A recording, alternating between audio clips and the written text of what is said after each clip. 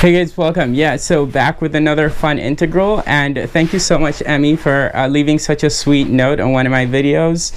Yeah, so keep your comments positive, but of course constructive criticism is always welcome, and for that, shout out to Brar. Yeah, all right, cool. So let's get on with this.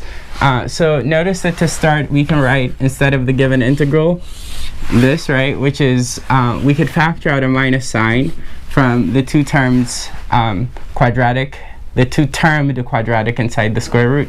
And so if we factor out the minus sign, then we'd be forced to write this here to start, right?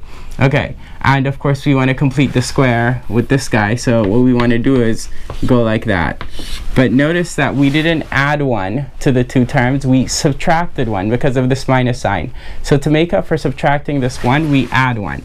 So that's this here, right? Okay, and of course dx. Now our integral is the same as square root of 1 minus x minus 1 all squared dx, right? Okay, cool. And here we make a trig substitution. We have the option of sine or cosine. So let's go with cosine. So if we go with cosine, then we could let cos theta, notice I said cos theta, not cos x. Important to switch away from x. Yeah, so cos theta is equal to x minus 1. Well, if cos theta is equal to x minus 1, then x minus 1 squared is cos squared. So what we have here is the square root of 1 minus cos squared, but that's sine squared. So what I'm saying is with this substitution, letting x minus 1 equal cosine theta, this is going to turn into the square root of 1 minus cosine squared theta, which is sine squared theta inside the square root. And so if we take care of the square root after that substitution, what we have is just simply sine theta. And of course we have to do something about this dx, right?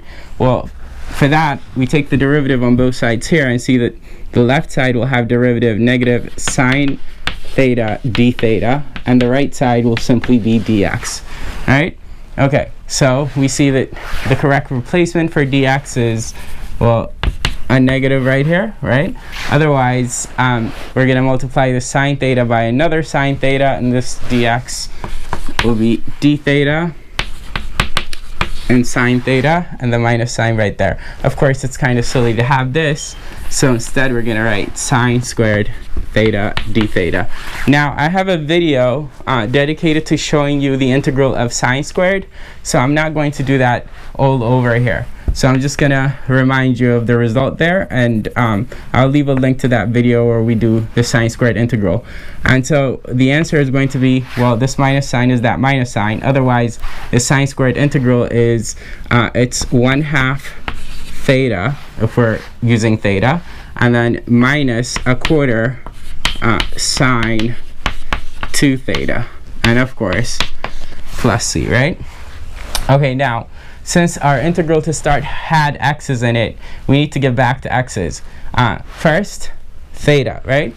Well, if cosine theta is equal to x minus 1, then theta is clearly cosine inverse of x minus 1. So this guy is pretty simple. And also, like this minus sign, let's distribute because it's cumbersome to have it, right? So minus here, plus there, all right, and this is gone. Okay, so right now we have minus 1/2, and then it's cosine inverse of x minus 1 plus the quarter sine 2 theta. Now remember, sine 2 theta is equal to 2 sine theta cosine theta, and since we have cosine theta simply expressed here, it's probably nice if we turn the sine 2 theta into what I just said, which is 2 sine theta cosine theta. And if we do this quarter, we'll turn into 1/2, and so we'll have sine theta cosine theta times 1/2, and then plus c. Okay, now as I said, this part, the cosine theta part, is easy to replace, and since this board is wider, I'm going to just continue on here. And so we'll have